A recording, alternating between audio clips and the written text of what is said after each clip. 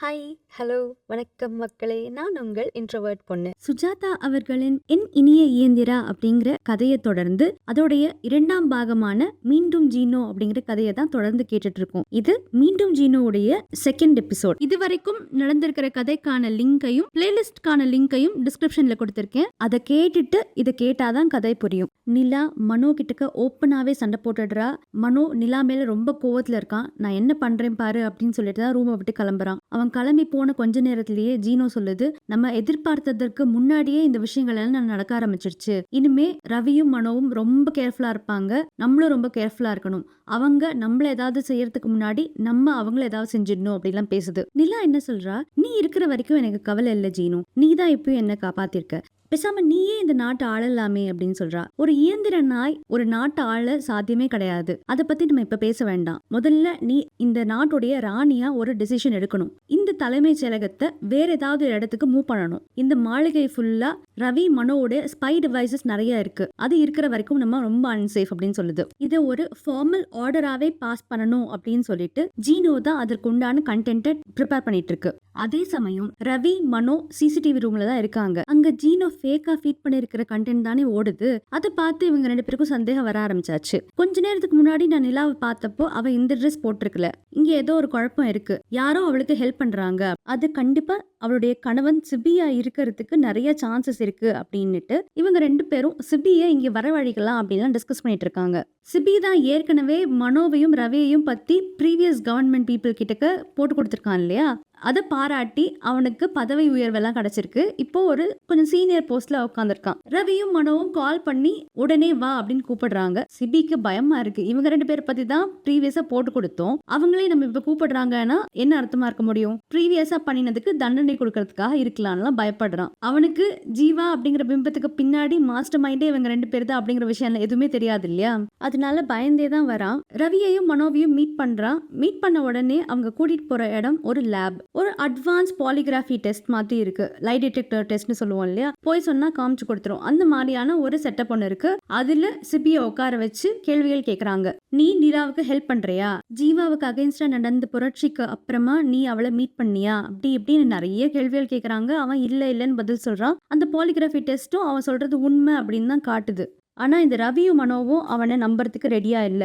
மனோ என்ன பண்றான், over right பண்றான். இந்த ப்ரோக்ராமையே ஓவர் ரைட் பண்ணிட்டு பிசிக்கலா அவனை டார்ச்சர் பண்றான். அதுல மெஷின்ல வரக்கூடிய ஷாக் எல்லாம் வந்துட்டு இன்க்ரீஸ் பண்ணி, ஒத்துக்கோ நீ தான் அவளுக்கு ஹெல்ப் பண்றாங்கன்னு ஒத்துக்கோன்னு சொல்லிட்டு பயங்கரமா டார்ச்சர் பண்ணி ஷாக் கொடுத்து எப்படியோ ஆமா நான் தான் செஞ்சேன் அப்படின்னு அவன் வாயால சொல்ல வச்சிடுறான். ஆக்சுவலா சிபி இதெல்லாம் பண்ணல, ஆனா எதை சொன்னா அவன் டார்ச்சர் பண்றதை நிறுத்துவான் அப்படின்னு யோசிச்சு நீ என்ன சொல்றியோ அதுக்கு இப்படி கேட்கறேன் அப்படின்னுட்டு ஒத்துக்கிற மாதிரி ஒத்துக்கிறான். ஆனாலும் இவங்க 2 பேரும் சாட்டிஸ்ஃபை ஆகல. ரவி என்ன சொல்றான், இவனை சிறையில அடைச்சு வைப்போம், ஒரு 2 நாள் நிலாவை கண்காணிக்கலாம். இவன் சிறையில இருக்கும்பொழுது நம்மளுக்கு அகேன்ஸ்டா நிறைய விஷயங்கள் நடக்கிற மாதிரி இருந்தா இவன் இதுக்கு காரணம் இல்லை அப்படின்னு அர்த்தம். இவன் சிறையில இருக்கும்பொழுது எதுவுமே நடக்கலன்னா இவன் தான் மாஸ்டர் மைண்ட் அப்படின்னு செட் பண்ணிடலாம் அப்படின்னு சொல்றாங்க. பேசினபடியே சிபியை ஜெயிலில் அடைச்சு வச்சிருக்காங்க. இங்க ஜீனோவும் நிலாவும் இந்த புது ஆர்டர் ஒன்று பாஸ் பண்றதுக்காக டைப் பண்ணி வச்சிருக்காங்க. அதை அமல்படுத்துறதுக்கு முன்னாடி ரவியும் மனோவும் என்னதான் பண்றாங்கிறத போய் பார்த்துட்டு வந்துருவோம் அப்படின்னுட்டு நிலா ஜீனோவை தன்னுடைய பேக்ல எடுத்து போட்டு கிளம்புறா. நிலா இவங்க 2 பேரையும் பார்க்க வந்திருக்கான்னு தெரிஞ்சதும் ரவிக்கும் மனோக்கும் ரொம்ப ஆச்சரியமா இருக்கு. ஒருவேளை சிபியை அரெஸ்ட் பண்ணதை தெரிஞ்சுதான் வந்திருக்காளோன்னு யோசிக்கிறாங்க. ஆனா ஜெனரல் டிஸ்கஷனுக்கு தான் வந்திருக்கா அப்படின்னு தெரிஞ்சதும் ஓகே அப்படின்னு ரிலாக்ஸ் ஆறாங்க. நிலா ஜீனோவையும் எடுத்துட்டு வந்திருக்கா இல்லையா, அது ஒரு சாதாரண பொம்மை மாதிரி ஆக்ட் பண்ணுது. பொம்மை நாய் அப்பப்ப குறைக்கும் வாலாட்டும் இங்க அங்க நடக்கும், அதே மாதிரி தான் பண்ணுது. இவங்க 3 பேரும் ஏதோ டிஸ்கஸ் பண்ணறதுக்கு ஆரம்பிச்ச உடனேயும் சாமர்த்தியமா ஜீனோ என்ன பண்ணுது, பக்கத்துல இருக்கிற எல்லா ரூம்ஸையும் போய் ஒரு நோட்டம் விட்டுட்டு வருது. இப்படி பார்க்கும் பொழுது சிபியை அடைச்சு வச்சிருக்காங்கிற விஷயத்தையும் பார்த்துட்டு வந்துடுது. நிலா இவங்க 2 பேர்கிட்டயும் பேச்சு கொடுத்துட்டு இருக்கா. இந்த மாளிகை ரொம்ப பெருசா இருக்கு, தனிமையில ரொம்ப போர் அடிக்குது அது இதுன்னு பேசுறா. ரவியும் மனோ என்ன சொல்றாங்க, நீ தனிமையில இருக்கியா, உனக்கு யாரோ ஹெல்ப் பண்றாங்கிற விஷயம் எனக்கு நல்லா தெரியுது, யாருன்னு சொல்லு, சிபியா கேக்குறாங்க. நிலா உடனே சொல்றா, சிபி எங்க இருக்கா, சிபியை பார்த்தே ரொம்ப நாள் ஆச்சு அப்படின்லாம் பேசிட்டு இருக்கா. ஜீனோ திரும்ப வர வரைக்கும் பேச்சு கொடுத்துதான் ஆகணும் இல்லையா, அதனால திரும்பவும் ஆரம்பிக்கிறா நிலா. மாளிகை ரொம்ப பெருசா இருக்கு, எப்ப பாரு யாராவது என்ன கண்காணிக்கிற மாதிரியே ஒரு ஃபீலிங் இருக்கு, பேசாம இந்த தலைமை செயலகத்தை வேற ஏதாவது இடத்துக்கு மாத்திடலாமான்னு யோசிக்கிறேன்லாம் பேசிட்டு இருக்கா. ரவியும் மனோவும் என்ன சொல்றாங்க, நீ என்னைக்காவது ஒரு நாள் இந்த பதவியிலேருந்து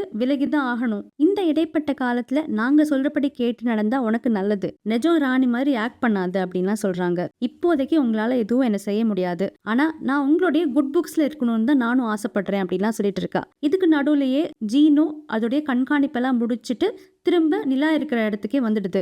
ஜீனோ மிஸ் ஆன விஷயத்த ரவியும் மனோவும் நோட் பண்ணவே இல்லை. நிலாவும் அப்படியே கேஷுவலா இந்த ஜீனோவை எடுத்து தன்னோட பைக்குள்ள வச்சுட்டு சரி பார்க்கலாம் பாய் அப்படின்னு கிளம்பிடுறா. இவங்க 2 பேரும் வெளியே வந்து கொஞ்ச நேரம் கழிச்சுதான் ஜீனோ சொல்லுது, உன் கணவன் சிபிய இங்க அரெஸ்ட் பண்ணி வச்சிருக்காங்க, சிபி தான் உனக்கு ஹெல்ப் பண்றான் அப்படின்னு சந்தேகப்படுறாங்க, அதுக்காக தான் அரெஸ்ட் பண்ணிருக்காங்க போல் இருக்கு அப்படின்னு சொல்லுது.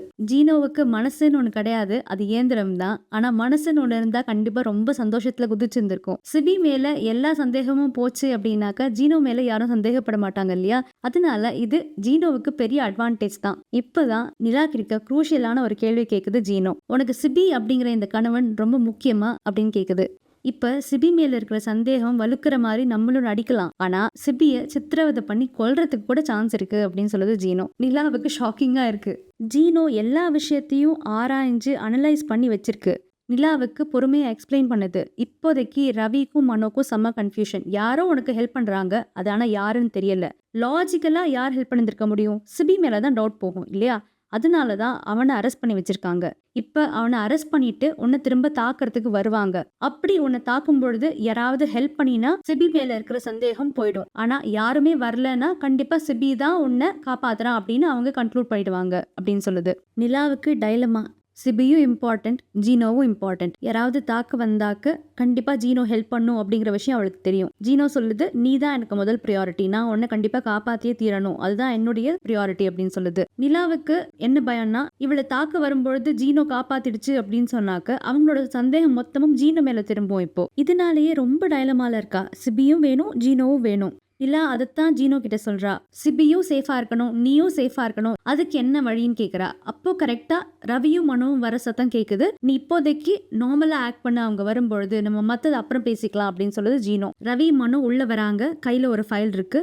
இந்த ஃபைல்ல நீ கண்டிப்பா கையெழுத்து போட்டே ஆகணும் அப்படின்னு சொல்றாங்க.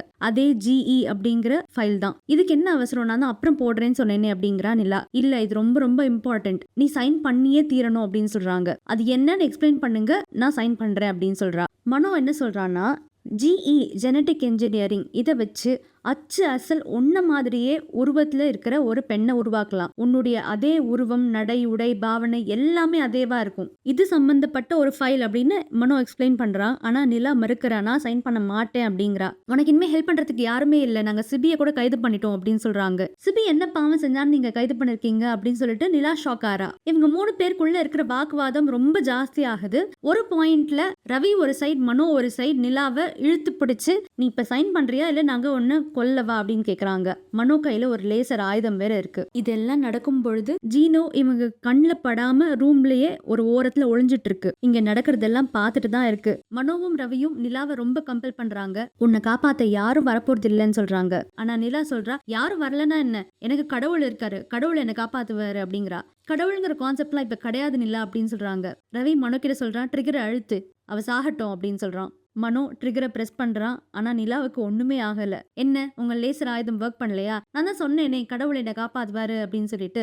ரவிக்கும் மனோக்கும் ஒன்றும் புரியல. அது எப்படி இந்த லேசர் ஒர்க் ஆகாம போகும் அப்படின்னு குழம்புறாங்க. இப்ப வேணா பாக்குறீங்களா, என்கிட்ட ஒரு லேசர் ஆயுதம் இருக்கு, அதை வச்சு நான் உங்க 2 பேரையும் சுடுறேன், கண்டிப்பா ஒர்க் ஆகும், பாக்குறீங்களா அப்படின்ட்டு அவளோட லேசர் ஆயுதத்தை எடுத்து பாயிண்ட் பண்றா.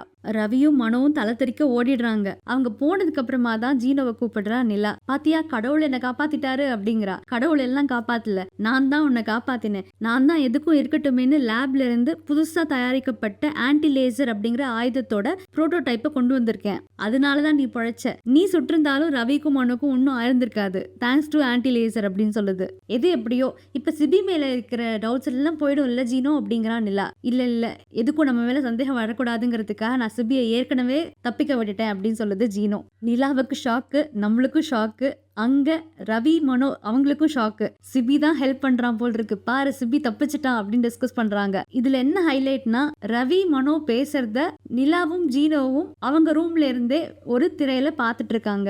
அவங்களோட ஸ்பையிங் பொருளையே வச்சு அவங்களே ஸ்பை பண்ணது ஜீனோ. அப்போ கரெக்டா சிபி எப்படியோ நிலாவோட ரூமை தேடி பிடிச்சு வந்துடுறான். யார் கண்ணிலையும் மாட்டாம வந்திருக்கான். இத்தனை மாசங்கள் கழிச்சு நிலாவை பார்த்ததுல சிபிக்கு ரொம்ப சந்தோஷம். நிலாவுக்கும் சிபியை பார்த்ததுல ரொம்ப சந்தோஷம். ஆசை வார்த்தைகள் பேசிக்கிறாங்க. ஆனா சிபி ஒரு விஷயம் தப்பா பண்றான். இதுதான் ஜீனோ அந்த அறிவுள்ள நாய். இத்தனை நாள் வரைக்கும் நிலாவை ப்ரொடெக்ட் பண்ணினதே இந்த நாய் தான் அப்படின்னு தெரிஞ்சும் ஜீனோவை இல் ட்ரீட் பண்றான். இயந்திரத்தை இயந்திரமா யூஸ் பண்றதுக்கு கத்துக்கோனில்ல அப்படின்னு சொல்றான். சின்ன சின்ன வேலைகளுக்காக ஏவி விடுறான் ஜீனோவை. ரொம்ப நாள் கழிச்சு சிபிய சந்திச்ச சந்தோஷமா இல்ல மனிதர்களுக்கே உண்டான ஒரு குணமானு தெரியல. நிலா இதை தட்டி கேட்க மாட்டேங்கிறா. ஒரு பாயிண்ட்ல சிபிக்கும் ஜீனோவுக்கும் பயங்கரமான சண்டை நடக்குது. இயந்திர நாயே, நான் உன்னை பாட்டா பிரிச்சு போடுறேன் அப்படின்னு சொல்லி ஜீனோவை தூக்க ட்ரை பண்றான். ட்ரை பண்ணி தான் பாரு அப்படின்னு சொல்லுது ஜீனோ. எப்படியோ ஜீனோவை பிடிச்சு கழுத்து திருப்ப ட்ரை பண்ணும் பொழுது ஜீனோ அதோட வாயிலேருந்து எதையோ துப்புது. அது சிபியோட கண்கள்ல விழுந்து சிபி அலறான். ஜீனோவை கீழே விட்டுட்டு கண்ணை கசக்கிக்கிறான். அச்சோ எதையோ துப்பிடுச்சு, ஏதோ ஆசிட் மாதிரி ஏதோ என் கண்ணில் விழுந்துடுச்சு அப்படின்னு அலறான். நிலாவுக்கு பயங்கர ஷாக்கிங்கா இருக்கு. ஜீனோ இது என்ன பண்ணின அப்படின்னு கேட்கிறா நிலா. உன்னோட சிபிக்கெல்லாம் ஒன்றும் ஆகாது, இது வெறும் டைல்யூட்டட் ஃபார்மிக் ஆசிட், கொஞ்ச நேரத்திலே சரியா போயிடும் அப்படிங்கிறது ஜீனோ. நிலாவுக்கு பயங்கர கோவம் வருது. கண்ணா பின்னான்னு திட்டுறா. சிபி கிட்ட முதல்ல நீ மன்னிப்பு கேளு அப்படின்லாம் சொல்றா. ஜீனோ சிபி கிட்ட என்ன சொல்லுதுன்னா, என்னால நிலாவை விட்டு பிரிஞ்சிருக்க முடியாது, அவளுடைய கோவத்துக்கு ஆளாக நான் விரும்பல, இந்த மன்னிப்பு அவளுக்காக ஓ மூஞ்சிக்காக இல்லை அப்படின்னு மன்னிப்பு கேக்குது. எப்படியோ வழிக்கு வந்தியே, இனிமேல இருந்து இந்த நாய் சொல்ற பேச்செல்லாம் கேட்காத, இனிமே நான் தான் உனக்கு ஆலோசகன் அப்படின்னு சொல்றான் சிபி. ராணி சொன்னா ஓகே அப்படிங்குது ஜீனோ. ஆமா ஜீனோ, நீ இனிமேல இருந்து எனக்கு எந்த அட்வைஸும் பண்ண வேண்டாம், சும்மா எடுபடி காரியங்கள் மட்டும் பண்ணு அப்படின்னு சொல்லிடுறா நிலா.